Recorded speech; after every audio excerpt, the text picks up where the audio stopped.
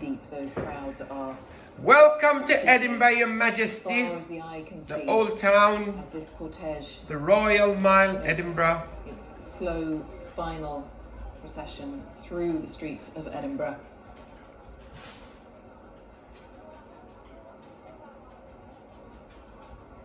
And the Queen's coffin will rest there in St Giles Cathedral for 24 hours.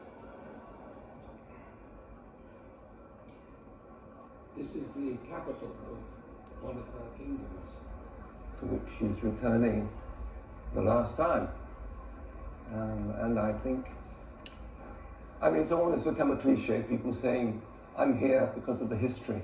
But why not? It is an age passing. Such a shy person, for such a shy person to command such loyalty and love, well, it's actually a tribute to her shyness and, I think, to her Christian faith. I mean, it's not for him to say, but I'm sure she greatly enjoyed meeting the Dr. Ian Greenshields. Her professional duties brought her up with a number of classes of men and women, men of politics, and men of philanthropy, men and women of philanthropy, and women of politics. But it was always said that she and the Duke of Edinburgh, who did enjoy a good philosophical argument, loved to talk with men and women of God, and to discuss the faith that both of them, the personal faith that both of them had, and which we heard the new King Charles expressed so eloquently, talking about his mother and father now being joined in heaven. Let's just hear a little of the crowds again, shall we?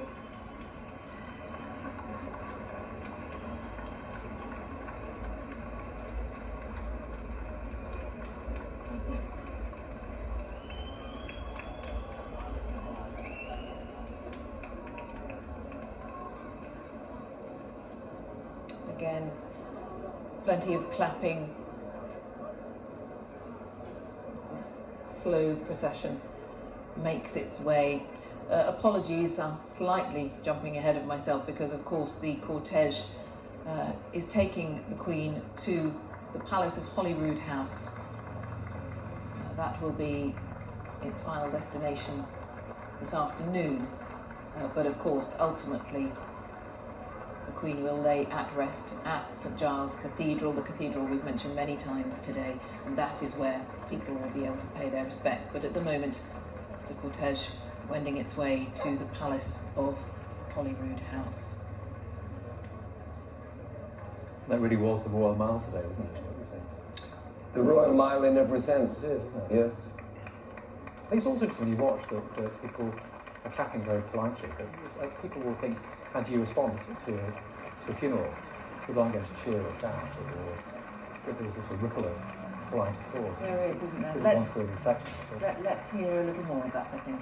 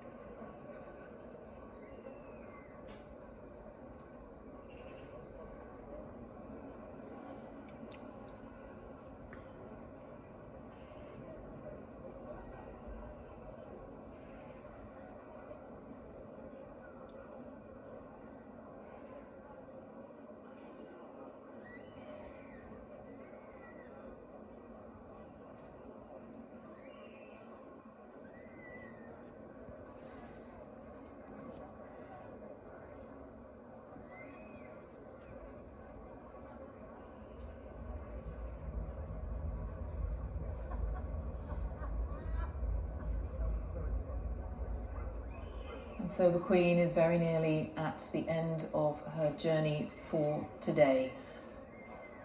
The hearse pulled up at the front of the Palace of Holyrood House in Edinburgh. And she will remain there overnight before the focus then tomorrow turns to St Giles Cathedral in the city.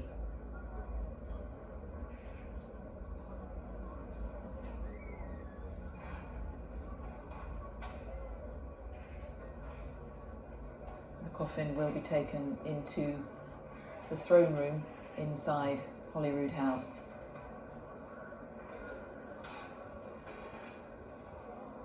Which will be her resting place for tonight.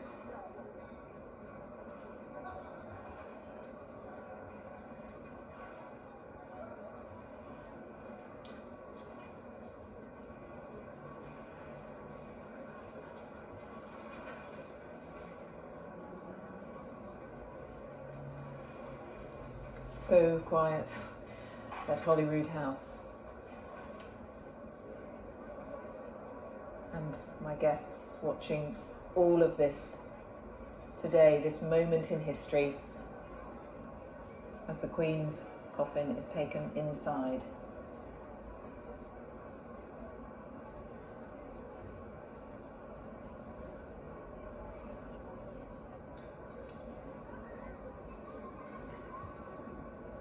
The Princess Royal, Princess Anne,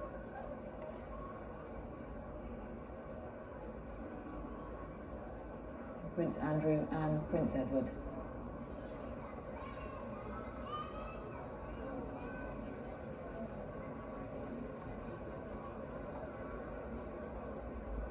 The Queen's children.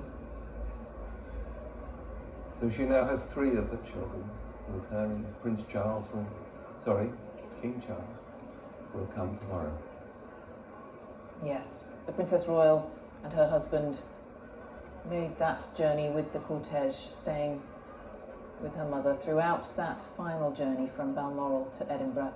And now the Queen's 3 children there inside the Palace of Holyrood House, where the Queen will rest tonight.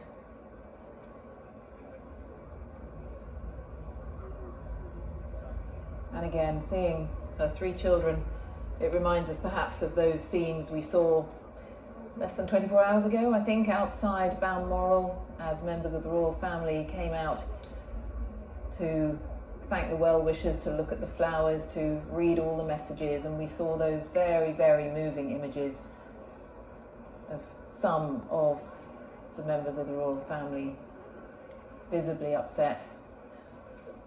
They had lost a loved one. So easy to forget that Princess Beatrice and Eugenie, for example, who were very, very tearful as they looked at all the tributes that had been left. They had lost their granny. The Prince of Wales, the new Prince of Wales, he's issued that very moving statement talking about how he has lost a grandmother. And just there, again, as the coffin was taken inside, we had that, just that flash, that momentary shot where we remember that there are children and grandchildren who have lost someone very dear to them, just as the nation says goodbye to the longest reigning monarch in its history.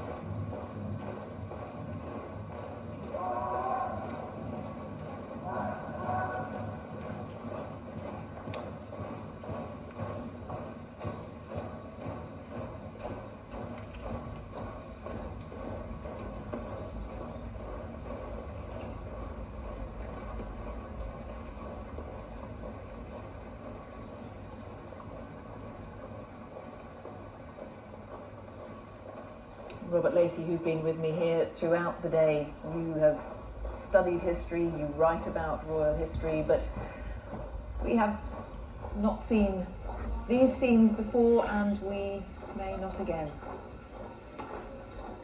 Well, we certainly haven't seen them before, and I think maybe what's totally unique about today is hundreds of miles of clapping. Has ever that happened before? Starting, as Sean said, with the small, humble church, and finishing now in the grandeur of Edinburgh. But it was thanks to the helicopter, which had to take a break halfway through. That's what's unique. As we remarked earlier, other monarchs have died away from the capital, reminders of the United Kingdom we live in. As the generations have gone by, they've been from Queen Victoria, who was just whisked up by train and taken to Windsor, to George V and George VI, who came from Sandringham with more ceremony and public attention. But this moves beyond them all. Every camera shot we saw, where we saw two images, what the camera was showing us and what all those upheld